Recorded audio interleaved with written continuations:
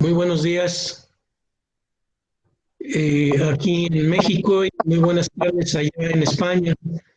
Me voy a permitir presentar.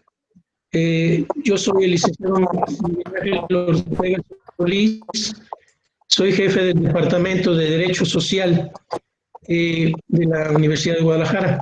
Me voy a permitir presentar al doctor Jesús Becerra Ramírez, que es el director de la División de Estudios Jurídicos eh, del Centro Universitario de Ciencias Sociales y Humanidades de la Universidad de Guadalajara.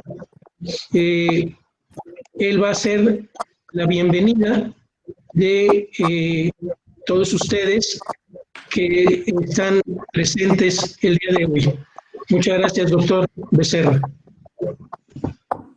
Al contrario, maestro Miguel Ángel, es un gusto y un honor estar aquí con ustedes en esta actividad académica que convoca el departamento que usted encabeza y que en reiteradas ocasiones ha organizado eventos de esta naturaleza, conjuntamente con la Academia de Derecho Ambiental, que aquí se encuentran los profesores, el profesor Pablo Rolón y la maestra Raquel Gutiérrez Nájera, que la integran, destacados profesores de esta casa de estudios, y con la intercepción y la preocupación y el apoyo del maestro Luis Corona Macías, quien hizo favor de también colaborar y contactar al profesor que hoy nos acompaña de la Universidad del Externado de Colombia, una institución muy prestigiosa en temas de derechos humanos, constitucionalismo, filosofía, y sin lugar a dudas preocupada por la deliberación académica, el estudio, la investigación en diversos temas como el que el día de hoy nos presenta uno de sus profesores, quien agradecemos y le damos la bienvenida en esta reunión a la distancia, que derivados de esta situación excepcional que estamos viviendo por esta pandemia, pues nos ha orillado a realizar actividades de esta naturaleza que de igual manera también potencian y ayudan la conexión entre diversas latitudes y el diálogo académico y de investigación de profesoras y profesores, aunque estemos a la distancia, pero que nos une la preocupación por la enseñanza del derecho, la temática específica de estos temas que nos preocupan y nos ocupan a todos. Por ello, estimado profesor Juan David Ubajoa, le damos la bienvenida a la Universidad de Guadalajara. Esperemos que en futuras ocasiones, y una vez que pasemos por esta situación excepcional, tengamos la oportunidad también que nos acompañe físicamente. Pues agradecer al departamento esta actividad, a la Academia de Derecho Ambiental, al profesor Luis Corona y a todos los asistentes que están ya conectados en esta reunión, en esta plataforma, pues agradecerles. Y profesor David, bienvenido a su casa, la Universidad de Guadalajara, en línea, y esperemos contar después con su presencia en la Universidad Bicentenaria, esta universidad que nació allá a fines del siglo XVIII, 1792, esta universidad pública, pues honrados y distinguidos por estar aquí. Sin más, les deseamos el mayor de los éxitos en esta actividad académica y reconocer el interés de todos de estar aquí conectados a esta hora y sabiendo de sus ocupaciones, pero todos estaremos con mucha atención escuchando esta conferencia que el día de hoy se tocará sobre la regulación de la calidad del aire, retos y perspectivas. Un tema muy importante para protección de los derechos de las personas, en especial al medio ambiente, con este aspecto tan importante que el día de hoy el profesor Juan David nos compartirá. Pues bienvenido, profesor, y a todos ustedes, buenos días, y esperemos que sea de mucha utilidad esta plática, que estoy seguro que así sea. Enhorabuena. Muy buenos días a todos y a todas. Lo primero que quiero hacer antes de empezar es agradecerles a todos ustedes, especialmente a los profesores Jesús Becerra, Ernesto Ábalos, Miguel Ángel Ortega y a la profesora Raquel Gutiérrez, y por supuesto al profesor y amigo Luis Antonio Corona Macías, que he tenido la amabilidad de invitarme a compartir con ustedes el día de hoy algunas ideas respecto al régimen jurídico-administrativo del aire. Para mí es un honor estar aquí con ustedes, miembros de esta institución tan prestigiosa en México y en América Latina. Nosotros desde Colombia, por supuesto que seguimos muy de cerca las actividades de la Universidad de Guadalajara, y reitero, para mí es un placer y es un honor estar aquí hoy con ustedes. Muchas gracias.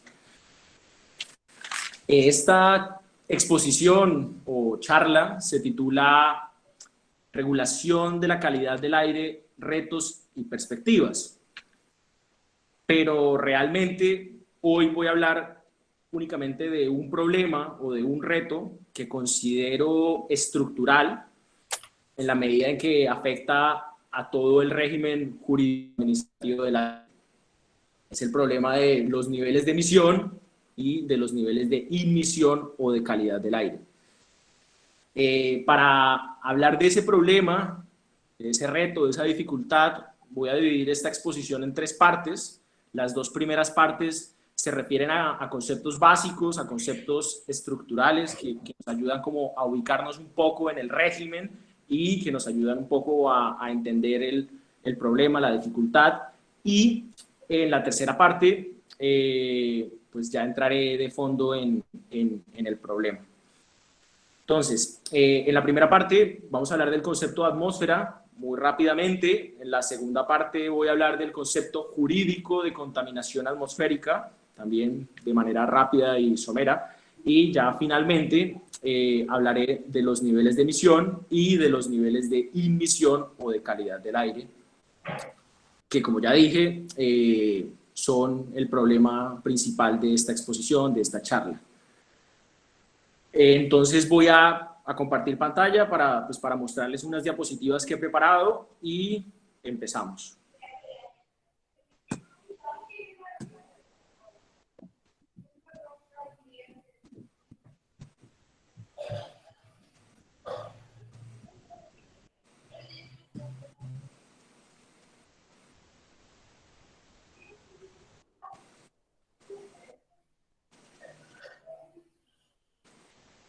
¿Se ve la pantalla? Perfecto. Sí.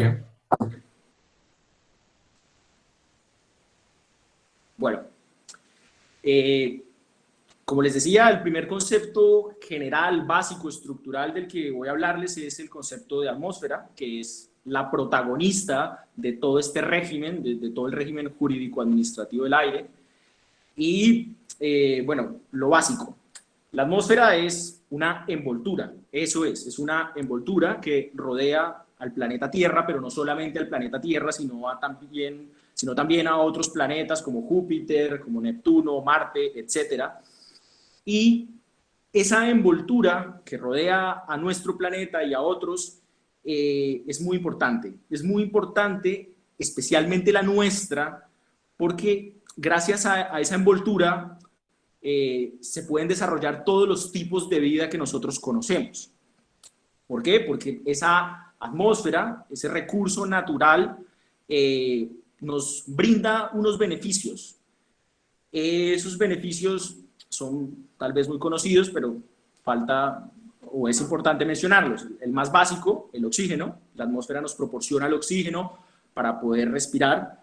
La atmósfera nos proporciona el dióxido de carbono, que es indispensable para que las plantas realicen la fotosíntesis. La atmósfera regula la temperatura del planeta. También la atmósfera tiene la capa de ozono, y esa capa lo que hace es que filtra los rayos ultravioleta del sol antes de que estos impacten la superficie del planeta. Existe una diferencia muy sutil entre el concepto de atmósfera y el concepto de aire. Es una diferencia que desde el punto de vista científico-técnico tal vez no sea relevante, pero sí lo es desde el punto de vista jurídico. Desde el punto de vista jurídico, cuando hablamos de atmósfera, estamos hablando del recurso natural renovable unitario, global, y cuando hablamos de aire, estamos hablando del contenido o de uno de los elementos de ese recurso. Es una diferencia muy sutil porque ambos elementos están unidos, están presentes en todo el planeta y pues son inescindibles. Pero, repito, es una diferencia que desde el punto de vista jurídico es importante y más adelante vamos a ver por qué. La atmósfera tiene diferentes clasificaciones, pero tal vez esta que ven aquí en la pantalla sea la más importante y la más conocida. Es la que obedece a la diferencia de temperatura conforme a la altitud. Conforme a este criterio, tenemos 4 capas, 4 grandes capas. La primera es la troposfera, que inicia en los continentes, es decir, en los océanos, y en los continentes, en la superficie, y se extiende hasta más o menos los 12 kilómetros de altura. Allí, en esta primera capa, la troposfera, es donde nosotros los seres humanos desarrollamos todas nuestras actividades habituales y allí la temperatura va disminuyendo hasta llegar a los menos 55 grados. El problema del que nosotros vamos a hablar, que es el problema del régimen jurídico administrativo del aire, es el problema del deterioro de la calidad del aire, se presenta aquí, en esta capa, en esta primera capa, la troposfera, que repito, es donde nosotros, los seres humanos, realizamos todas nuestras actividades habituales. Posteriormente está la estratosfera. Allí la temperatura inicialmente es constante y después empieza a aumentar hasta llegar a los 0 grados y ese aumento se debe a la presencia del ozono. El ozono es un gas que en esta zona es benéfico para nosotros, porque en esta zona lo que hace es, como ya dije, filtrar los rayos ultravioleta del sol antes de que estos lleguen a la superficie terrestre. Pero el ozono en la troposfera, que es la primera capa, no es tan útil. Al contrario, en la primera capa es un contaminante importante. Entonces, por eso es importante tener estas diferencias claras, estas diferencias de las capas de la atmósfera clara. Después sigue la mesósfera y después la termósfera. Y bueno, cuando les hablaba de esta diferencia sutil entre los conceptos de atmósfera y de aire, lo digo por esto, porque cuando nosotros hablamos del deterioro de la calidad del aire, tenemos que ubicarnos en esta primera capa, en la capa de la troposfera, y tenemos que ubicarnos en esta primera capa porque el régimen jurídico-administrativo del aire se ubica allí y regula ese problema, el problema del deterioro de la calidad del aire. Como veremos más adelante, hay otros problemas porque la atmósfera es un recurso muy grande, muy unitario, tiene distintos problemas y por tanto hay diferentes tipos de contaminación atmosférica.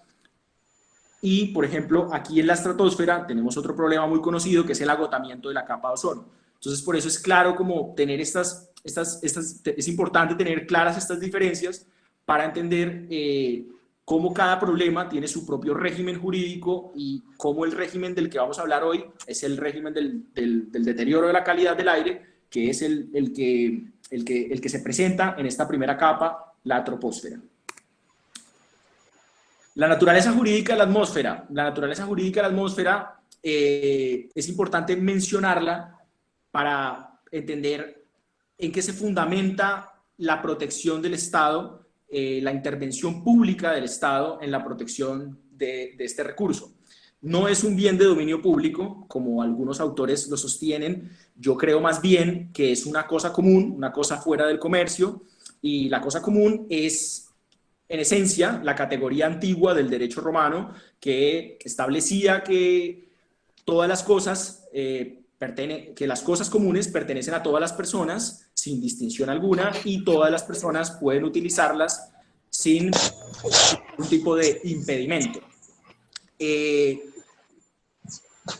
La atmósfera, ¿por qué es una cosa común? Pues porque la atmósfera por su naturaleza, por su misma naturaleza, no es apropiable por los particulares ni tampoco por los estados. Entonces, si no es un bien de dominio público y por tanto la intervención del Estado no está fundamentada en el régimen demanial, la intervención pública se fundamenta meramente en la protección del medio ambiente, y detrás de la protección del medio ambiente viene la protección de la salud y la protección de la vida de los seres humanos. En eso se fundamenta la intervención pública y, repito, no se requiere el régimen demanial, simplemente es una cosa común que protegemos para proteger el medio ambiente y para proteger la salud y la vida de los seres humanos. El segundo concepto del que vamos a hablar, la segunda parte de esta exposición, el concepto jurídico de contaminación atmosférica. A grandes rasgos y desde el punto de vista meramente jurídico, no desde el punto de vista científico, no desde el punto de vista técnico, la contaminación atmosférica es la presencia en la atmósfera de sustancias o formas de energía que tienen la capacidad de originar molestias graves, daños o riesgos.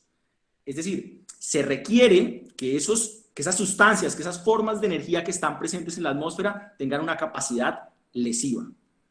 Esa capacidad lesiva condiciona la existencia de la contaminación atmosférica. Es decir, para el derecho solamente existe contaminación atmosférica si esas sustancias o si esas formas de energía pueden originar molestias graves, riesgos o daños. ¿Sobre quiénes generan las molestias graves, los riesgos o los daños? Sobre los seres humanos y sobre bienes de cualquier naturaleza. Es decir, animales, plantas, objetos materiales artificiales como por ejemplo edificios, casas, estatuas, etc. Y eso es a grandes rasgos la contaminación atmosférica desde el punto de vista jurídico. ¿De dónde emana esta contaminación? La contaminación atmosférica emana de dos tipos de fuentes, de las fuentes naturales y de las fuentes humanas. Por supuesto, las fuentes humanas son las que más importancia tienen porque son las que más han contribuido a que exista este problema.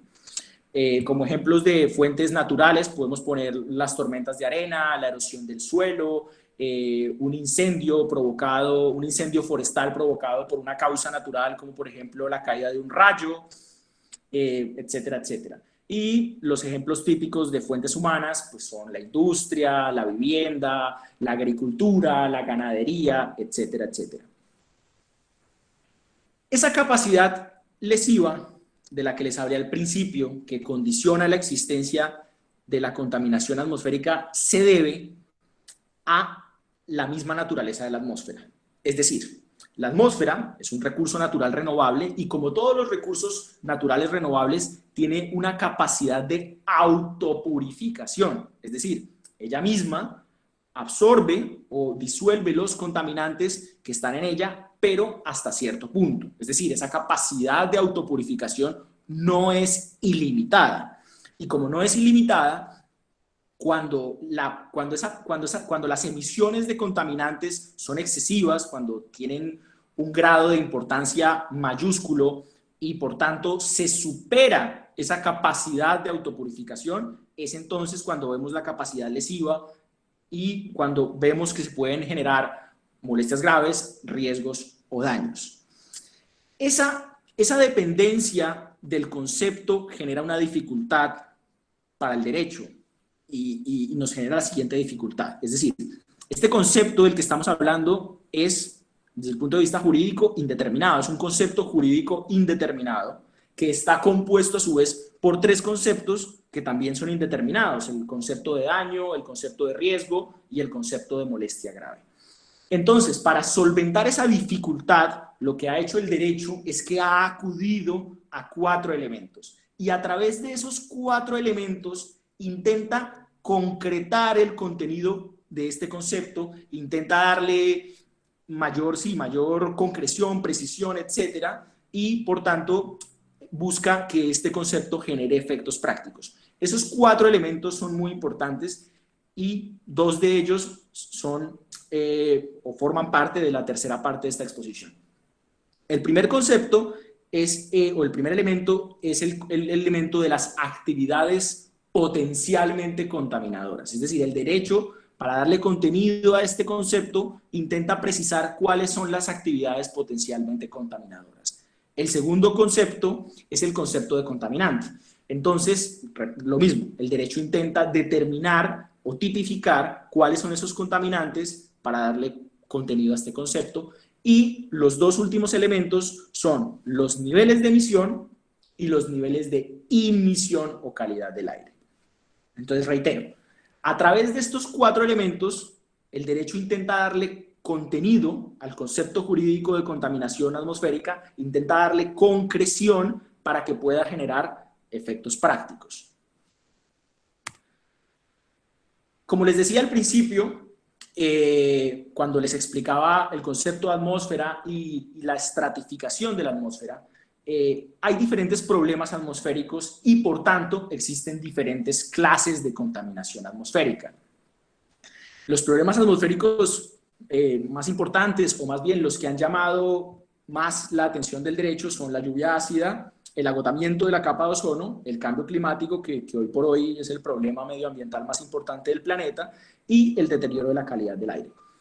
Como les decía al principio, cada problema tiene su propio régimen jurídico, y eso se debe a que cada problema genera efectos negativos en un ámbito territorial concreto.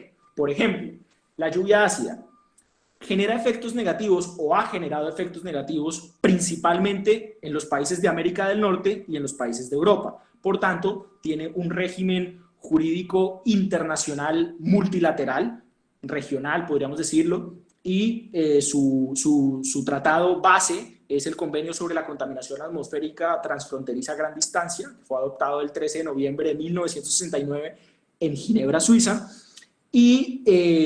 y a partir de ahí, bueno, se han expedido otros protocolos y otros instrumentos que desarrollan este instrumento base.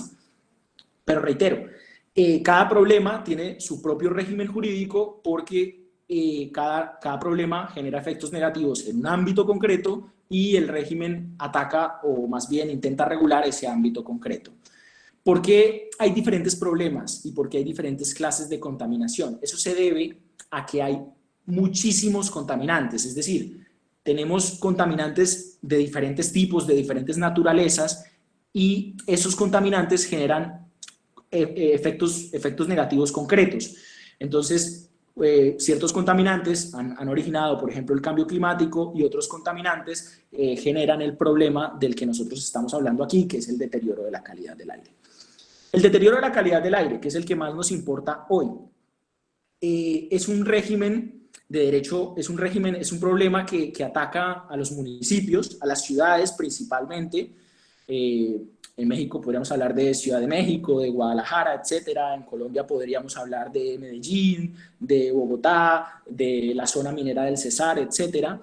Y por tanto, como es un problema que afecta a los municipios, a las ciudades, es un problema que tiene un régimen de derecho interno, un régimen de derecho administrativo puro y duro. Ese es el ámbito de actuación del régimen, el derecho nacional, el derecho local, y bueno. Entonces, ¿qué podemos concluir del concepto? Podemos concluir que el concepto es uno, es un gran género, es un concepto unitario, es un concepto amplio, comprensivo, pero tiene diferentes especies que son estas. Es decir, el concepto es uno, pero hay diferentes tipos. Y eso se debe a que todos estos problemas provienen de lo mismo. Es decir, de las emisiones excesivas de contaminantes que superan la capacidad de autopurificación de la atmósfera.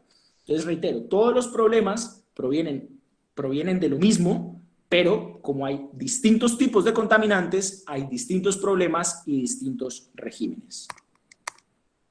Estos, por ejemplo, son los contaminantes más importantes del deterioro de la calidad del aire, como los más conocidos y los más regulados por el derecho: el dióxido de azufre, el dióxido de nitrógeno, el monóxido de carbono, el ozono, el material particulado fino y el material particulado grueso.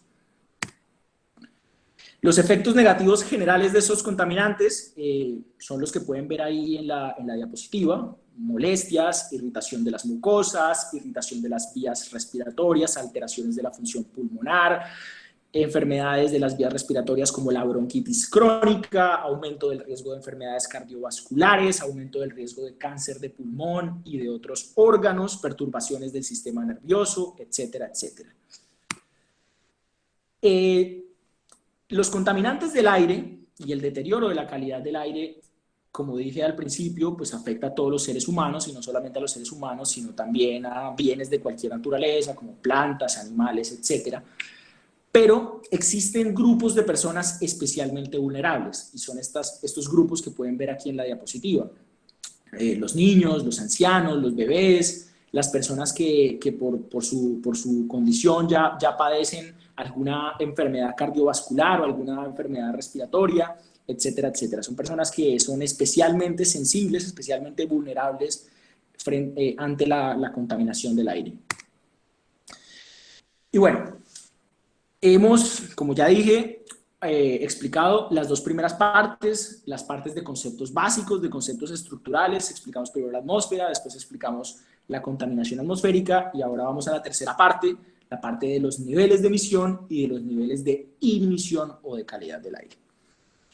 Como les decía, el concepto jurídico de contaminación atmosférica para el derecho, o más bien la contaminación atmosférica para el derecho, solamente existe si las sustancias o formas de energía que están presentes en la atmósfera pueden originar molestias graves, riesgos o daños. Y como ya también les decía, eso genera una dificultad. Es muy difícil saber cuándo existe un daño, un riesgo, una molestia grave, y por tanto es muy difícil saber si en cada caso existe polución atmosférica o no. Y para solventar esa dificultad, el derecho acude a 4 elementos: actividades potencialmente contaminadoras, contaminantes, niveles de emisión y niveles de inhibición o de calidad del aire. Aquí vamos a hablar de estos dos últimos elementos, porque estos dos últimos elementos son, desde mi punto de vista, la piedra angular de todo el régimen jurídico administrativo del aire. Y eso se debe a algo. Eso se debe a que el régimen jurídico administrativo del aire está compuesto por muchísimos instrumentos jurídico-administrativos de gestión de la calidad del aire. Tenemos la planificación, tenemos las prohibiciones, la zonificación, las licencias, los permisos, los estados excepcionales de alarma, la homologación, etcétera, etcétera. Hablar de calidad del aire es hablar de un océano, es una cosa muy grande. Pero estos niveles condicionan todos esos instrumentos que yo acabo de mencionar. Y los condicionan porque todos esos instrumentos lo que pretenden, bien sea de manera directa o bien sea de manera indirecta, es que esos niveles se cumplan. Eso es lo que buscan los instrumentos, que estos niveles sean efectivos. Entonces, el nivel de exigencia y el nivel de severidad de estos niveles condiciona la efectividad de todos los instrumentos jurídico-administrativos de gestión de la calidad del aire, y por tanto condicionan la efectividad de todo el régimen. ¿Por qué? Repito, porque son la piedra angular. Todo está diseñado para que estos niveles se cumplan. Entonces, el hecho de que el concepto jurídico de contaminación atmosférica dependa de los 4 elementos que ya mencioné genera una dificultad desde el punto de vista práctico. Tal vez no desde el punto de vista teórico, porque desde el punto de vista teórico vemos que el concepto o el planteamiento del concepto pues no puede que a primera vista no genere problemas, pero desde el punto de vista práctico sí que los genera. Genera un riesgo especialmente, el riesgo de que esos 4 elementos, o más bien la determinación jurídica de esos 4 elementos no sea idónea. Es decir, que esa determinación jurídica no responda a la lucha efectiva contra el deterioro de la calidad del aire. Es el problema típico del derecho, el problema del ser versus el deber ser, es decir, lo que el derecho ordena versus lo que el derecho debería ordenar, versus lo que el derecho debería establecer. Ese riesgo es muy importante en estos niveles Pues por lo que ya dije, porque estos niveles son la piedra angular de todo el régimen jurídico administrativo del aire. ¿Qué son estos niveles? Entonces, los niveles de emisión y los niveles de inmisión son límites máximos cuantitativos. Son límites que están preocupados por la cantidad, o más bien que pretenden controlar la cantidad de contaminantes en la atmósfera.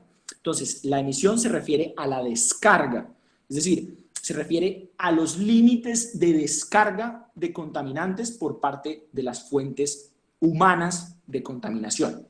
Y hay distintos niveles de emisión, porque existen diferentes tipos de fuentes contaminantes. No es lo mismo hablar de, yo qué sé, de una cementera, por ejemplo, que hablar de un vehículo que funciona con diésel o de un vehículo que funciona con gasolina. No es lo mismo que hablar de una explotación de minería a cielo abierto. Entonces, como existen diferentes fuentes de contaminación, existen diferentes niveles de emisión dependiendo de las características de la fuente. Pero la regla general es que todas las fuentes humanas tienen que cumplir ciertos niveles de emisión. Entonces, emisión, descarga. La inmisión o la calidad del aire es otra cosa diferente. Se refiere a la mínima calidad del aire que debe existir en el entorno. Es decir, se refiere a la presencia de los contaminantes en la atmósfera, al máximo de presencia. Porque fíjense ustedes que la emisión supone que hay contaminación y que va a haber contaminación. Lo que pasa es que está limitada. Entonces la emisión lo que pretende es como ponerle un límite a la presencia de esa contaminación. Los niveles de emisión o de calidad del aire se supone que marcan aquellas condiciones en que no existen riesgos para la salud, en que no existen riesgos para la vida, en que no existen riesgos para el medio ambiente.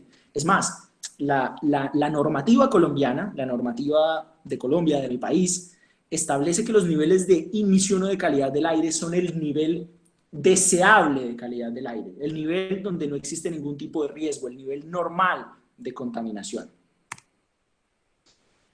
Existen, pues, es decir, como son diferentes, son dos técnicas administrativas diferentes, se podrían en principio aplicar de manera individual, en solitario.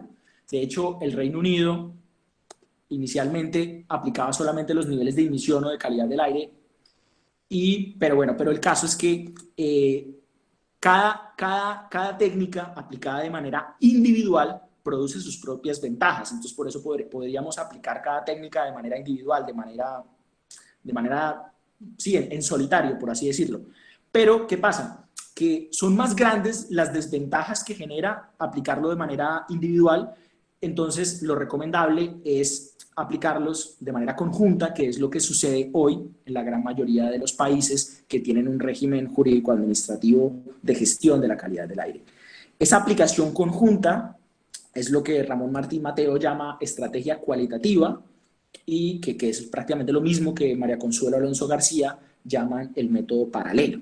Es aplicarlos, repito, de manera conjunta, de manera unida y que vayan pues de la mano. La finalidad de los niveles. La finalidad de los niveles es la misma finalidad del régimen en general, es decir, proteger la vida, proteger la salud, proteger el medio ambiente frente a las emisiones excesivas de contaminantes. ¿De dónde vienen? ¿De dónde vienen las normas jurídicas que establecen estos niveles? Estas normas son producto de la técnica de la construcción de la norma jurídica a partir del conocimiento científico-técnico. ¿Qué es esa técnica? ¿Qué es la técnica de la construcción de la norma jurídica a partir del conocimiento científico-técnico? El nombre es un poco, no sé, rimbombante tal vez, pero es una cuestión muy sencilla y es una cuestión que aplican muchísimas administraciones públicas. Consiste la técnica en la redacción del articulado, la redacción directa del articulado con base en conocimientos científico-técnicos. Entonces estas normas terminan siendo más científico-técnicas que jurídicas. Su contenido en sí mismo es más científico-técnico que jurídico. Y esta técnica opera de una manera típica y repito, así opera en la gran mayoría de las administraciones públicas, y es la siguiente. La administración pública echa mano del técnico, del científico, y esos científicos, esos técnicos, esos expertos, lo que hacen es que preparan proyectos de normas jurídicas.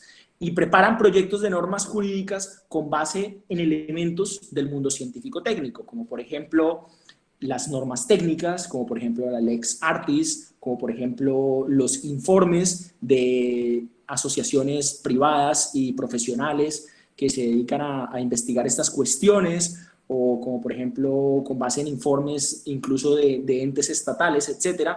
El caso es que estos expertos preparan los proyectos de normas jurídicas y se los pasan a la administración, que es la que finalmente los discute, los examina y finalmente, llegado el caso, también los puede modificar, por supuesto, y al final pues los dicta y los convierte en norma jurídica, les da el ropaje de acto administrativo de carácter general. ¿Cuáles son los problemas de las normas jurídicas construidas a partir del conocimiento científico-técnico? Son dos problemas principalmente, que son los problemas que se trasladan a los niveles de emisión y de inmisión. El primer problema es que estas normas pues están basadas en un conocimiento que por su propia naturaleza es incierto. Es decir, el conocimiento científico-técnico es incierto, es muy importante, nos ha ayudado a avanzar muchísimo como humanidad, como sociedad, pero es un conocimiento incierto. ¿Qué quiere decir que sea un conocimiento incierto? Quiere decir que es un conocimiento que, a pesar de que hoy por hoy está muy avanzado, es un conocimiento que no ha podido resolver todos los problemas que su mismo desarrollo ha generado. Es decir, este conocimiento, a medida que fue avanzando, fue generando muchísimos riesgos. Unos riesgos son conocidos, otros riesgos son desconocidos, y ese conocimiento hoy por hoy intenta gestionar esos riesgos. Intenta crear tecnologías que puedan disminuir los riesgos o eliminar los riesgos. Y en algunos casos lo ha logrado, es decir, el conocimiento científico-técnico ha logrado identificar ciertos riesgos y ha logrado crear tecnologías para disminuirlos o eliminarlos. Pero hoy por hoy el conocimiento científico-técnico no ha podido eliminar, no ha podido reducir todos los riesgos que existen en el mundo. Entonces, por eso, este conocimiento, a pesar de que está muy avanzado y a pesar de que es un conocimiento muy cualificado, tiene problemas, y es el problema de la incertidumbre. El segundo problema de estas normas es un problema ya socioeconómico, político, etcétera, y es que estas normas suelen ser producto de una especie de negociación entre los poderes públicos, entre las administraciones públicas y los poderes privados e industriales. Y esa suerte de negociación implícita lo que hace es que le resta efectividad a la normativa, porque lo que hace es que esa suerte de negociación lo que hace es que disminuye el nivel de exigencia, el nivel de severidad, y por tanto se disminuye el nivel de efectividad desde el punto de vista de la protección. Esos son los dos problemas que tienen estas normas. Volvamos a los niveles de emisión y a los niveles de inmisión. A pesar de que el conocimiento científico-técnico tiene sus problemas, hoy por hoy la sociedad tiene muchísima confianza en ese conocimiento, la sociedad ha depositado sus esperanzas en el conocimiento científico-técnico, y eso lo podemos ver hoy por hoy gracias a la pandemia que estamos viviendo. Y eso ha hecho, esa confianza excesiva en el conocimiento científico-técnico ha hecho que estas normas jurídicas de niveles de emisión y de niveles de inmisión adquieran muchísima importancia en el mundo jurídico. Tanto así que, como ya dije, estos niveles son la piedra angular de todo el régimen jurídico administrativo del aire. Por ejemplo, voy a poner unos ejemplos muy concretos, muy rápidos para demostrar la importancia de estas normas. Hay autores, hay autores muy importantes que establecen que la administración pública que es la facultada principalmente para establecer estos niveles, debe tener unos límites muy claros, unos límites muy fuertes a la hora de establecer estos niveles. Porque si la administración pública establece niveles muy fuertes, niveles muy severos, podría estar estableciendo niveles desproporcionados, niveles que limiten los derechos económicos de los particulares y por tanto podrían ser esos niveles antijurídicos. Es decir, la doctrina jurídica, la sociedad en general, confía mucho en la efectividad de estos niveles. Otro ejemplo, hay autores que establecen que estos niveles por sí mismos, el mero hecho de que tengamos estos niveles incorporados en una norma jurídica, establecen que el mero cumplimiento de estos niveles por parte de las fuentes humanas ya hace que la actividad en sí misma esté dentro del campo de la licitud y lo establecen como algo irrefutable. Y vemos que eso no es tan cierto. De hecho, en Colombia, en mi país, existen sentencias que han puesto en entredicho eso. Es decir, que el mero cumplimiento de los niveles no implica que todo esté bien y no implica que todo esté marchando como debería marchar. Entonces, a pesar de que hay mucha confianza en este conocimiento y por tanto mucha confianza en la efectividad de estas normas jurídicas, hay dudas que provienen de la doctrina y dudas que provienen de la Organización Mundial de la Salud. Las dudas que provienen de la doctrina son principalmente, o más bien, son el traslado de los problemas que tienen las normas construidas a partir del conocimiento científico-técnico a el mundo de los niveles de emisión y de los niveles de emisión. Entonces, el primer problema, el problema de la incertidumbre, se traduce en que los científicos, los técnicos, no han podido establecer niveles de emisión y niveles de emisión que sean completamente seguros. Es decir, no han podido establecer niveles que garanticen 100% que no existen riesgos sobre la salud y sobre la vida. Y el segundo problema es el problema socioeconómico, político, que es que estas normas también suelen ser el resultado de una suerte de negociación entre los poderes públicos y los poderes privados, y por tanto esas normas generan dudas desde el punto de vista de la efectividad. Las dudas provenientes de la OMS. La OMS tiene un documento que es muy conocido, es un documento muy citado y es un documento en el que se han basado muchos estados para elaborar sus normas jurídicas, que es el que pueden ver ahí en la diapositiva, las guías de calidad del aire de la OMS relativas al material particulado, el ozono, el dióxido de nitrógeno y el dióxido de azufre. La última actualización de las guías es del año 2005. La base cognitiva es la evaluación por expertos de las pruebas científicas del momento, es decir, estas guías están basadas en pruebas científicas y el objetivo de las guías es servir de parámetro a los países. ¿Para qué? Parámetro para la elaboración de las políticas públicas de prevención, control y reducción de la contaminación del aire y también de parámetro a la hora de elaborar las normas jurídicas que se dictan para cumplir la política pública. ¿Por qué digo que las dudas provienen de la misma OMS? Lo digo porque esta misma OMS, en este mismo documento, en las guías de calidad del aire, advierte, y lo advierte de manera expresa, de manera sumamente clara, advierte respecto a la incapacidad de las guías, de los valores que ella misma recomienda, advierte respecto a la incapacidad de esos valores para proteger la salud. Es más, la OMS en ese mismo documento dice que los estados, si pueden, deberían establecer niveles más severos, niveles más exigentes, más fuertes. Eso establece la misma OMS respecto a la incapacidad de sus directrices para proteger plenamente la salud. Les voy a poner como ejemplo, el ejemplo de Colombia, de mi país, para demostrar un poco más esto de lo que venimos hablando respecto al problema de los niveles de emisión y los niveles de emisión. Colombia, en el año 2014 exactamente, recibió una recomendación de la OCDE. Esa recomendación consistía en que el Estado colombiano debía adoptar de manera progresiva las guías de calidad del aire de la OMS. esa recomendación estaba basada pues en la intención del Estado colombiano de entrar a formar parte de la OCDE, cosa que ya se logró.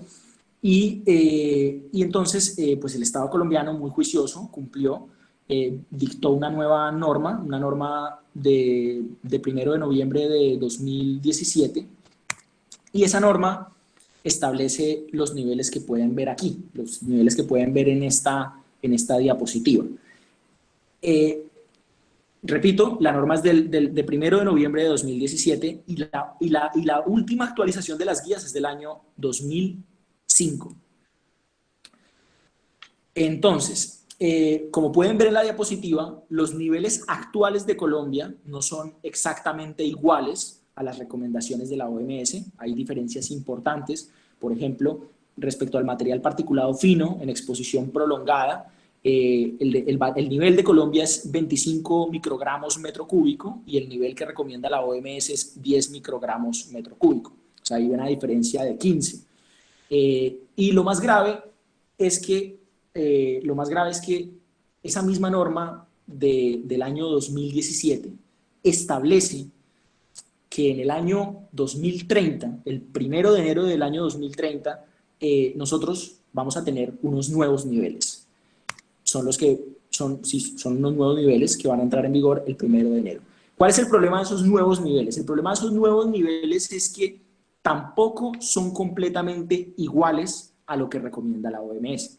Entonces, en el caso de Colombia, ¿qué pasa en el caso de Colombia? Pues que nuestros niveles, los niveles de emisión o de calidad del aire, pues no son completamente apropiados para proteger el medio ambiente, para proteger la salud y para proteger la vida. Y esto es grave por varias razones. Primero, porque nos estamos basando en unas guías que su misma autora, la misma OMS, recomienda, o más bien advierte, que no son completamente seguras, primero. Segundo, estamos bastante retrasados respecto al parámetro que hemos decidido seguir. Hemos decidido seguir un parámetro del año 2005 y ya han pasado más de 10 años, 15 años exactamente, y no tenemos unos niveles completamente iguales. Pero no los vamos a tener ni siquiera, no vamos a tener esos niveles iguales ni siquiera en el año 2030, es decir, 25 años después. Entonces estamos muy retrasados, segundo. Y tercero, como pueden ver en la diapositiva, las diferencias que van a seguir existiendo en el año 2030 son las diferencias relativas al material particulado fino y al material particulado grueso, que son los dos contaminantes del aire más problemáticos en Colombia. Son los más problemáticos por dos razones. Primero, porque estos dos contaminantes tienen efectos nocivos muy importantes, son contaminantes muy fuertes, y además, segunda razón, estos contaminantes son los contaminantes que más exceden, que más superan los niveles de emisión o de calidad del aire. Entonces, lo ideal que es, pues, que estos niveles, como son la piedra angular de todo el régimen jurídico-administrativo del aire, pues lo ideal es que sean fuertes, que sean severos, que sean exigentes, porque reitero, si estos niveles son débiles, si son laxos, pues, por así decirlo, perjudican la efectividad de todos los instrumentos jurídico-administrativos de gestión de la calidad del aire y, por tanto, perjudican la efectividad de todo el régimen. Todo el régimen es débil si estos niveles son débiles. Y por eso he hablado hoy de esto, porque creo que este es un problema estructural, transversal, afecta a todo el régimen y creo que es uno de los retos más importantes que tiene el régimen jurídico-administrativo del aire. ¿Qué creo? Pues reitero, creo que estos niveles o la solución es que la administración pública, las administraciones públicas en general, asuman un papel mucho más severo, mucho más exigente, mucho más riguroso y exijan más de lo que actualmente se exige, para que el resto del régimen pueda ser efectivo, pueda ser exigente, pueda ser severo y por tanto la calidad del aire de nuestras ciudades, de nuestros municipios, sea mucho mejor de lo que es hoy. Muchas gracias por su atención. Muchas gracias, maestro Juan David Ubajoa. Previo a la intervención de la doctora Raquel Gutiérrez Nasa, quiero leer un extracto extenso currículum que tiene el doctor. Es abogado por la Universidad del Senado de Colombia. Actualmente se desempeña como investigador del Grupo de Investigación en Derecho del Medio Ambiente de la Universidad del Senado de Colombia. Es becario de esta universidad y la Fundación Carolina Doctorales en la Universidad de México. Tiene las siguientes publicaciones. Libros. El derecho al agua en el jurisprudencial de la Corte Constitucional de Colombia. Es coautor del marco jurídico colombiano de alternativas de cambios climáticos. Coautor en la línea jurisprudencial sobre el derecho a gozar un ambiente sano.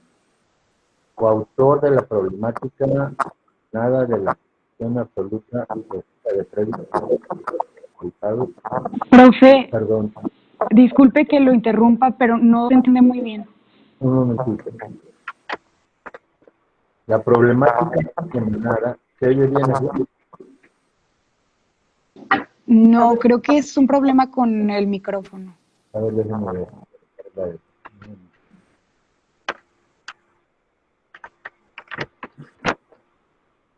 Profesor, creo que si el profesor Juan David apaga su micrófono, se puede escuchar mejor. Okay. Es correcto, profesor. La problemática emanada de la prohibición absoluta de venta de predios urbanos, de predios privados que han sido cobijados por parques naturales a alguien diferente en el Estado colombiano. Pago por los servicios ambientales. Marco jurídico colombiano de los instrumentos económicos y financieros para la gestión de las áreas protegidas. Políticas de regulación de las empresas transnacionales por violaciones de los derechos humanos en América Latina.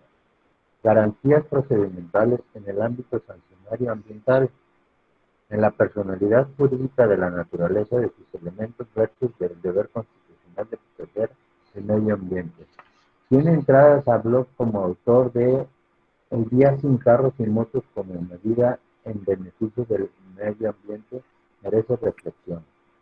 La fallida delimitación del páramo de Saturbán en el blog del Departamento de Derecho del Medio Ambiente. Breve reflexión en torno al reconocimiento de la naturaleza de sus elementos como sujetos de derecho. Breve reflexión sobre respecto a la efectividad de las normas colombianas a nivel de emisión y niveles de emisión en el ámbito de la calidad del aire. En el blog del Departamento del Derecho del Medio Ambiente de la Universidad del Senado de Colombia.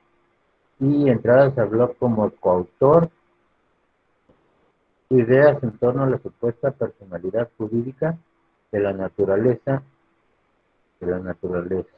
En el blog del Departamento del Derecho del Medio Ambiente de la Universidad del Externado de Colombia. Como ven ustedes, la calidad del ponente que hoy nos dio la conferencia. Ahora, para complementar esa excelente conferencia por parte del ponente, le voy a dar la intervención a la doctora Raquel Gutiérrez Nájera, doctora investigadora del SNI, perteneciente a la División de Estudios Jurídicos y perteneciente a la Academia de Derecho Ambiental. Adelante, doctora, que haga su reflexión. Gracias, doctor. Gracias, maestro Juan David Ubajoa.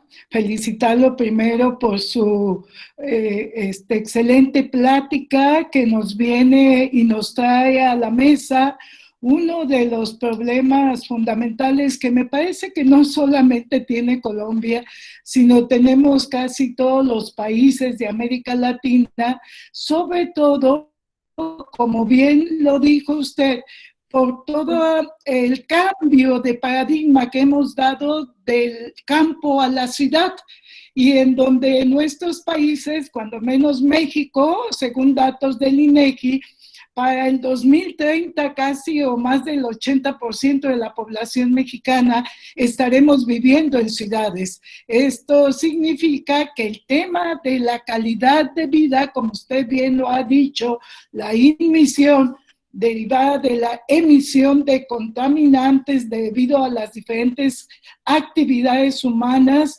es uno de los problemas apremiantes con impacto no solamente en la salud humana, sino también en la salud de los ecosistemas vivos dentro de estos asentamientos humanos que día a día se van haciendo como más importantes.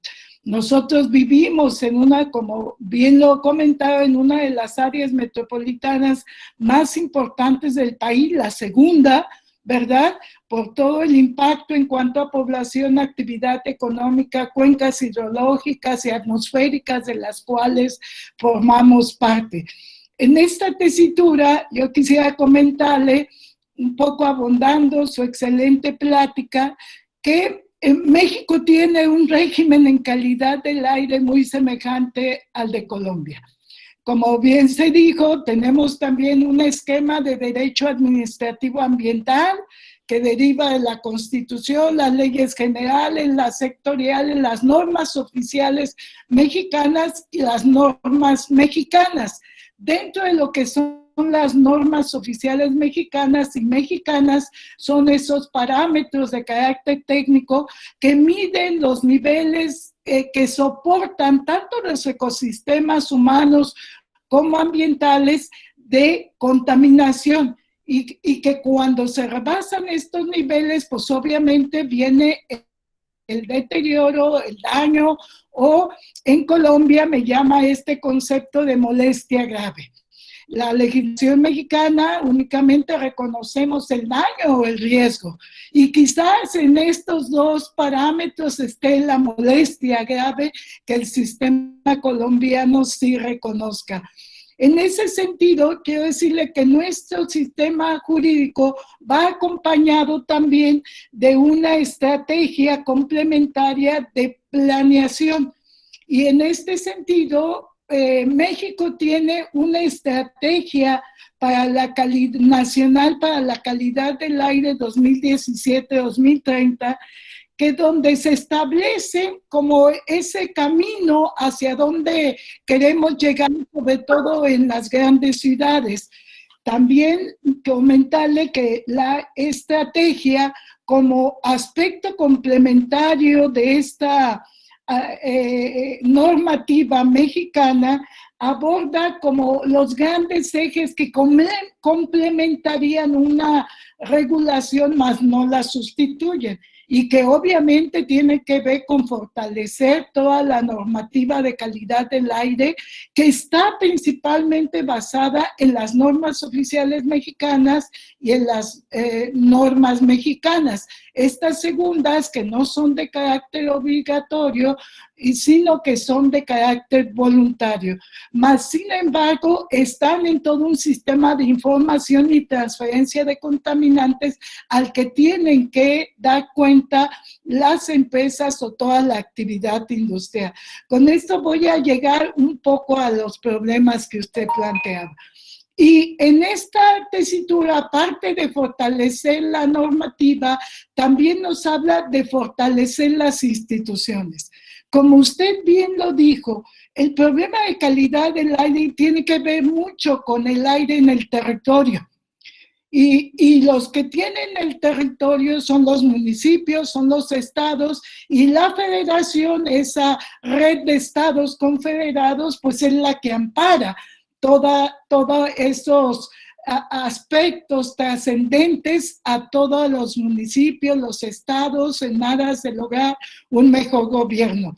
Mas, sin embargo, aparte de esta estrategia, las regulaciones municipales y estatales, cuando menos en el caso mexicano, en cuanto a calidad del aire, son muy laxas y a veces hasta inexistentes, me atrevería yo a decir eso. ¿Por qué? Porque el Estado y el municipio le han dejado este campo a la federación. Y como bien se dice, a veces hay una interdependencia entre los distintos agentes generadores de las descargas atmosféricas con las actividades humanas. Y estoy yo pensando, por ejemplo, en el caso de los vehículos, ¿no?, automotores, de las gasolinas que se venden para surtirlos y que cuando menos en el caso mexicano, aparte de las actividades artesanales, son una de las fuentes principales de contaminación en las ciudades y en los municipios. Y en algunos se ven agravados por la actividad agrícola, periodos de zafra, ¿no?, incendios, etcétera. En esta tesitura, a veces es tan fino ese nivel, por obviamente lo difuso de la contaminación atmosférica, definir como esas diferentes aportes en los 3 niveles de gobierno para la regulación atmosférica. Yo me voy a un caso. La Corte el año pasado en México resolvió, me parece a mí, un caso bastante emblemático, el amparo en revisión 610/2019, sobre un caso que le plantearon unos ciudadanos porque había bajado el nivel de obligatoriedad de las gasolinas. Y aludían los quejosos, pues, que eso iba a traer problemas en la contaminación del aire, la salud, ¿no? Y aparte, obviamente, pues todos los compromisos de México en materia de cambio climático. Sin duda fue un caso como interesante, ¿verdad?, donde la Corte, en base a estos criterios, resolvió amparar a los quejosos y, lo que es más relevante, toda esa incertidumbre científica que aludían en el caso, la resolvió aplicando el principio precautorio. Yo creo que es de los casos emblemáticos en México donde la incertidumbre científica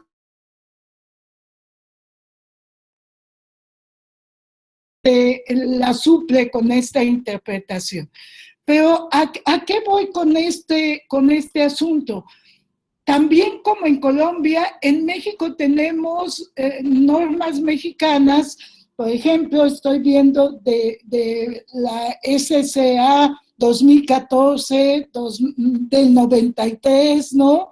O sea, de un tiempo atrás, que no ha permitido su actualización, porque la Ley Federal de Meteorología y Normalización, que seguía el espacio con sus diferentes comités para la actualización de las normas oficiales mexicanas y mexicanas, en el caso de México, no es un ente que de veras articule y que esté, como usted diciendo, actualizando la temporalidad del conocimiento científico.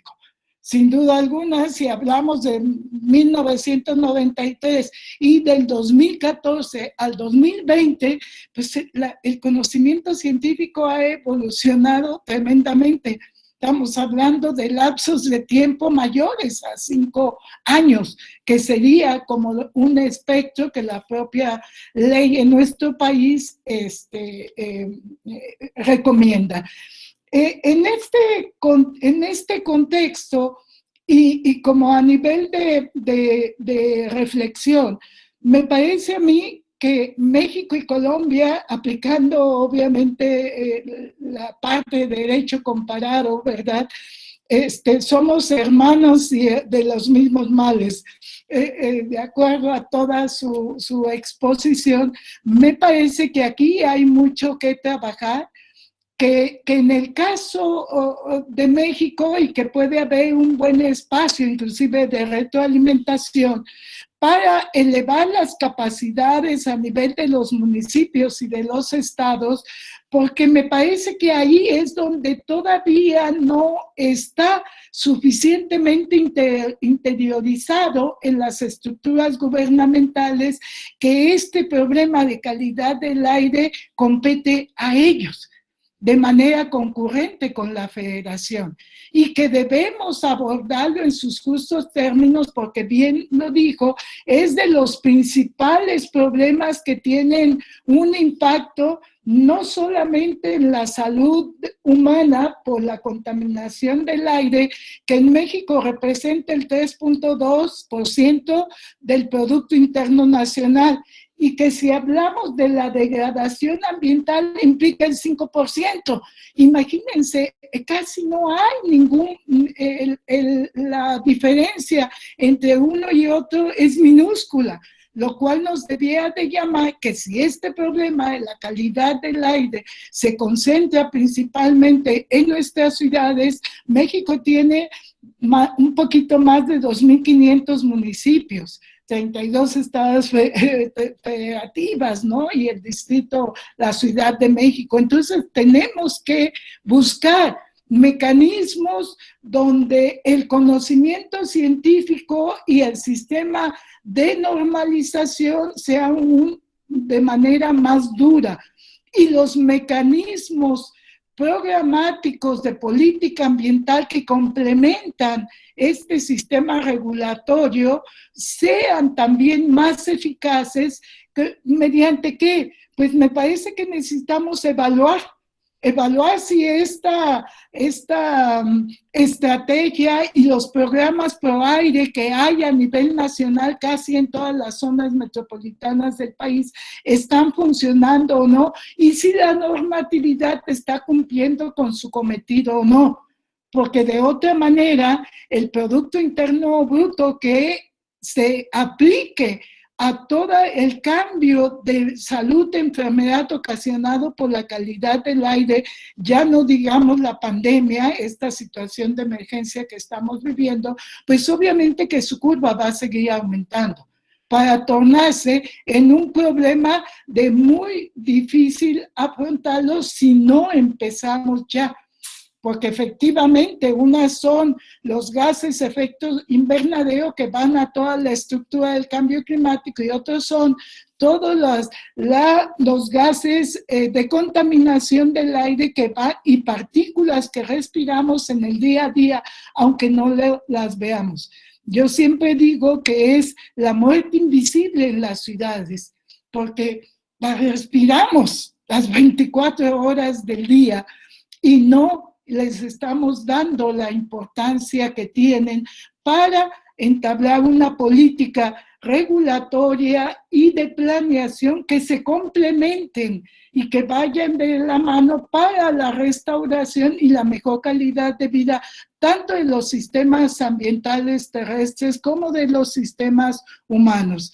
En esta tesitura, pues yo creo que se abre una gran oportunidad de seguir trabajando con Colombia en este tema que me parece es de los temas del siglo XXI y que debemos de entrarle, y en la medida que podamos aprender de uno y otro sistema, me parece que lograremos una mejor calidad de vida de los humanos y de los sistemas ambientales y terrestres que están todavía rodeando a nuestras ciudades. Y con eso yo quisiera decirle, pues gracias por compartir su conocimiento y que ojalá y esta no sea la primera ni la última vez en que podamos seguir coincidiendo. Gracias. Gracias, doctora, por su participación. Ahora tiene la palabra el maestro Luis Corona. Hola, buenos días a todos en México. Y bueno, estaba hablando con el ponente para responder un poco a lo señalado por la doctora Raquel. Y después de la intervención, pues tenemos 4 preguntas que se han puesto en el chat. Y después de la intervención del profesor Juan, haré las preguntas. Entonces, por el momento cedo la voz al profesor Juan y después de su intervención haré las preguntas. Bueno, primero, profesora Raquel Gutiérrez, muchas gracias por sus comentarios y sobre todo por la atención que me ha prestado. Mil gracias. Quiero decir algunas cosas respecto a lo que usted acaba de decir. Primero, la similitud que usted resaltaba entre el sistema jurídico de México y el sistema jurídico de Colombia. Yo creo que es cierto, es decir, yo por supuesto no conozco a profundidad el derecho ambiental mexicano, pero yo sí creo que existe cierta similitud. Y esta similitud se debe a que los sistemas latinoamericanos están inspirados principalmente en el sistema norteamericano, en el sistema estadounidense y en el sistema de la Unión Europea, y bueno, ahora del Reino Unido. El Reino Unido ya no es de la Unión Europea, pero bueno, de ahí viene el origen, pues, de nuestros sistemas. Entonces, claro, como nuestros sistemas latinoamericanos están inspirados en esos sistemas que surgieron primero, por así decirlo, yo sí creo que existe cierta similitud entre México y Colombia, por lo menos en los instrumentos y en el espíritu de cada uno de los instrumentos jurídico-administrativos de gestión de la calidad del aire. Otra cosa, Colombia, a diferencia de México, no es un estado federal. Colombia es un estado unitario, pero yo sí creo que en Colombia sucede algo similar a lo que usted resaltaba. Es decir, los municipios, las entidades locales y las entidades regionales, porque en Colombia tenemos, por supuesto, las entidades locales, es decir, los municipios que tienen competencias medioambientales, pero además de esas entidades locales tenemos otras entidades administrativas especializadas en la gestión del medio ambiente y, por supuesto, de la calidad del aire, que se llaman corporaciones autónomas regionales y corporaciones autónomas de desarrollo sostenible. ¿Qué pasa con esas entidades? Es decir, ¿qué pasa con los municipios y qué pasa con estas corporaciones? Que también son muy débiles, como usted resaltaba respecto a la situación mexicana. Nuestras instituciones también son muy débiles, son situaciones que son débiles desde el punto de vista presupuestario y desde el punto de vista del recurso humano. Es decir, no cuentan con el personal erudito suficiente para gestionar adecuadamente estos problemas, que son problemas científico-técnicos, que son problemas que a veces a nosotros los juristas nos cuesta tanto abordar, y eso pues genera muchísimas dificultades. Repito, el presupuesto y la escasez de recurso humano. Entonces creo que ahí puede haber otra similitud entre México y Colombia, es decir, la debilidad de nuestras instituciones. Y si nuestras instituciones administrativas, si nuestra administración pública es débil, pues también es débil la normativa, porque las administraciones son en últimas las que terminan estableciendo el detalle del detalle, la minucia. Y como la administración es la llamada a establecer la minucia, a establecer el detalle, si la administración es débil, la normativa también pues es o seguramente será débil. Entonces yo creo que lo que señalaba la profesora Raquel es importante, es decir, hay que fortalecer las instituciones, porque el fortalecimiento de las instituciones implica, en mi opinión, el fortalecimiento de la normativa jurídica. Y son dos cuestiones, por tanto, indispensables. Y respecto a la muerte invisible, que me parece, ese es un término que utilizan mucho los juristas que se dedican a estudiar el deterioro de la calidad del aire, porque es verdad, es un problema que es invisible, porque si nosotros nos fijamos, en cualquier país del mundo se puede respirar aire. Es decir, si uno va a Bangladesh, si va a la India, si va a China, que son países famosos por la pésima calidad del aire que tienen, uno puede respirar. Es decir, uno no se va a morir por no poder respirar, todo lo contrario, se puede respirar. El punto no es entonces la escasez de aire en sí mismo, sino la escasez de aire puro. Reitero, no es lo mismo respirar cualquier tipo de aire, que es el aire que podríamos respirar en estos sitios que acabo de mencionar, que respirar aire puro. Entonces, eso hace que claro, que el tema sea catalogado de esa manera, ¿no? Es una muerte invisible, como podemos seguir respirando, sin importar la calidad del aire, pues es un problema que se ha vuelto invisible y por tanto es un problema que ha sido, en mi opinión, muy olvidado, tanto por la doctrina jurídica como por las autoridades competentes para establecer las normas, es decir, el legislador y la administración pública. Y bueno, finalmente, eso era lo que quería decirle, profesora Raquel. Muchas gracias nuevamente por su atención, por sus comentarios. Yo también espero que esta no sea la última ocasión en que nos podamos reunir, todo lo contrario, espero que sea la primera de muchas. Reitero, para mí es un placer estar aquí, es un honor estar aquí compartiendo con los profesores de la Universidad de Guadalajara. A través de Luis Antonio Corona la he conocido mucho y es una universidad que admiro y que respeto mucho. Muchas gracias. Bueno, gracias en primer lugar al profesor Juan por esta conferencia que nos acaba de dar, a la doctora Raquel, que fue mi profesora en la materia de Derecho Ambiental, por esas conclusiones.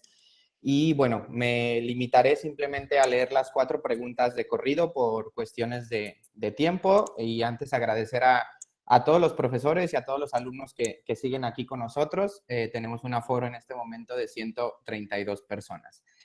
Entonces, bueno, la primera pregunta es, ¿la atmósfera a qué país pertenece? Y si es un territorio internacional, ¿quién tiene el control sobre ella?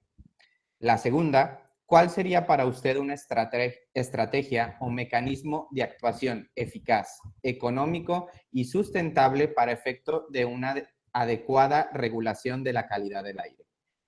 ¿Existiría algún beneficio si la Organización de Estados Americanos estableciera algunos mínimos en relación a la calidad del aire, como lo ha hecho la Unión Europea, y en caso sancionar a algunos países como la Unión lo ha hecho en el caso de España? Y por último, Colombia ha sido condenada ante la Corte o el sistema interamericano, pongamos, por algún caso de calidad del aire. Y serían las 4 preguntas que tenemos. Y acaban de... Bueno, dejo estas 4 preguntas y acaban de hacer una más en el chat, pero dejo que el profesor conteste estas 4 primero.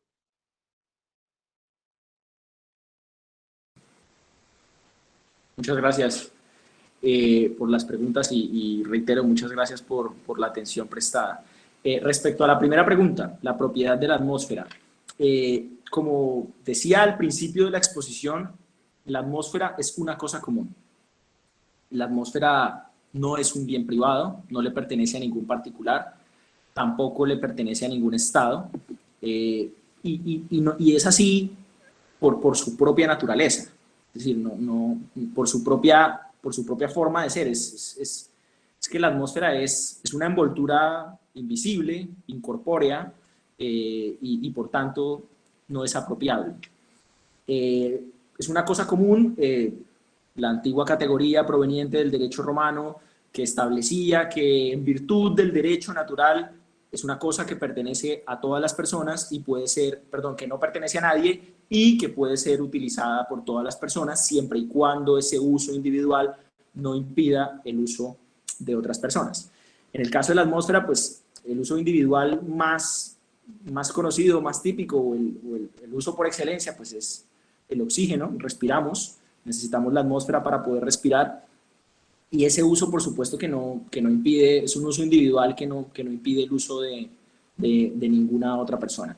Entonces, reitero, es una cosa común, no es un objeto apropiable, respecto a la primera pregunta. Respecto a la segunda pregunta, ¿cuál es el instrumento adecuado para proteger la calidad del aire? Pues no hay un solo instrumento, hay muchos. Cada régimen jurídico-administrativo de gestión de la calidad del aire tiene una cantidad impresionante de instrumentos.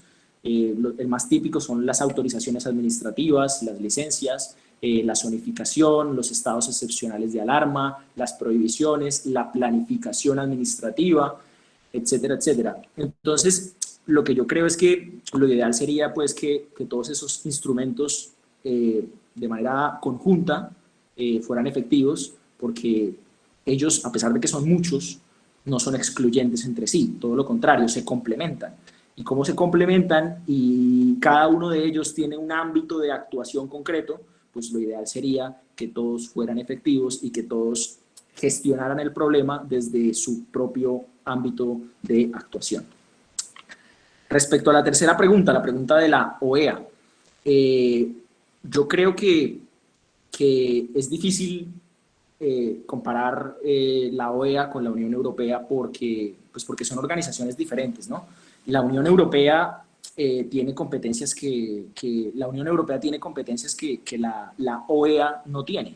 Es decir, la Unión Europea tiene ciertas competencias respecto a sus estados miembros, respecto a los 27 estados miembros, y una de esas competencias es establecer normas jurídicas que son vinculantes, que los estados tienen que, bueno, hay diferentes tipos de normas, están las directivas, etcétera, bueno, hay distintos tipos de normas, pero en general la idea es que el derecho de la Unión Europea es un derecho vinculante, es un derecho que está por encima del derecho interno de cada uno de los estados, y los estados tienen que adecuar su derecho interno al derecho de la Unión Europea. En cambio, en el caso de la OEA, pues no sucede eso. Entonces yo creo que la comparación ahí es un poco, no creo que sea adecuado comparar estas dos instituciones. Cuarto, la pregunta de la Corte Interamericana de Derechos Humanos. No tenemos, en Colombia no existe una condena, o sea, no ha perdido el Estado colombiano, hasta donde yo sé, un caso por deterioro de la calidad del aire, pero dentro del país sí que tenemos bastante jurisprudencia, tanto del juez constitucional como del juez de la jurisdicción de lo contencioso administrativo. Nosotros en Colombia tenemos 3 altas cortes y tenemos un juez especializado en justicia constitucional y un juez especializado en justicia administrativa, y en esas 2 jurisdicciones tenemos muchos casos. Hay casos, de hecho, muy importantes, bastante vanguardistas, por así decirlo, que han sido incluso catalogados de activismo judicial, pero bueno, no me desvío más. El caso es que, para responder, no hay sentencias de la Corte Interamericana de Derechos Humanos sobre este tema, pero sí que hay de derecho interno de la Corte Constitucional y del Consejo de Estado.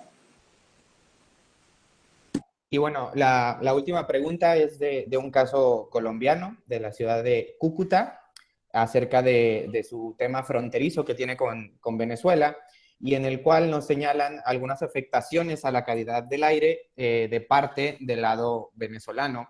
Y nos preguntan entonces qué mecanismos alternativos se pueden activar para enfrentar este tipo de problemas que incrementa por la regulación jurídica insuficiente del nivel local. Esto al no haber tantas relaciones diplomáticas en los últimos tiempos entre Colombia y Venezuela.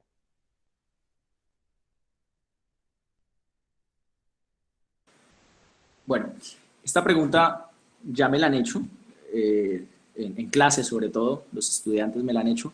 Y la primera pregunta que me han hecho los estudiantes, que es similar a esta que me hacen aquí, es si existe un instrumento de derecho internacional bilateral entre Colombia y Venezuela para gestionar este problema. No existe. No existe un instrumento jurídico bilateral entre Colombia y Venezuela.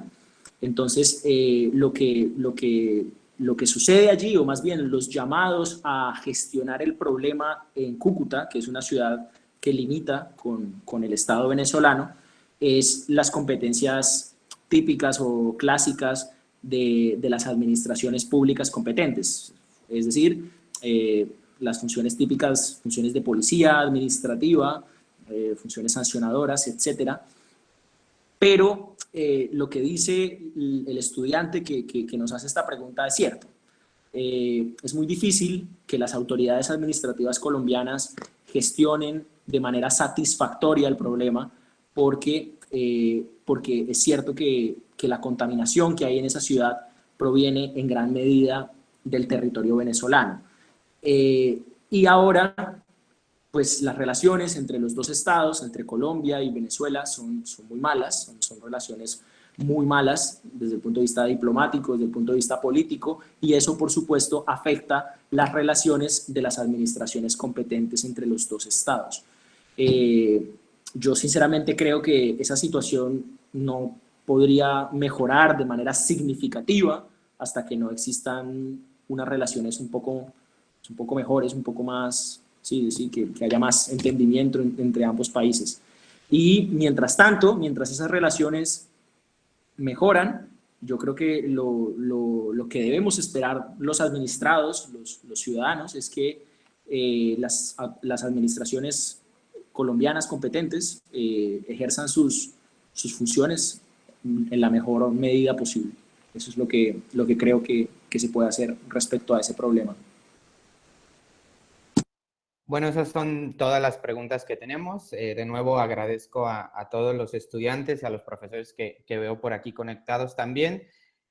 Una disculpa de parte del director de la división, del doctor José Jesús Becerra Ramírez, se tuvo que retirar para unirse a otra conferencia. Se disculpa con el ponente en especial y yo cedo el uso de la voz al presidente de la Academia de Derecho Ambiental, al maestro Ávalos Rolón, para que haga el cierre de este evento, no sin antes agradecer el apoyo del departamento, del maestro Miguel Ángel como jefe de departamento, por habernos permitido estar aquí el día de hoy y organizar todo esto junto con el presidente de la academia.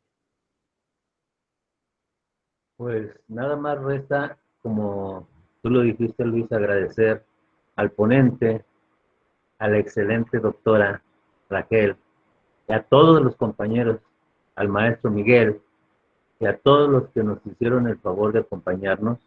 Y cierro esto con unas palabras que dice el general Douglas MacArthur. Volveremos próximamente con otra conferencia, a la cual les invitaremos con la debida oportunidad. Muchas gracias a todos. Muy buenos días. Hasta luego.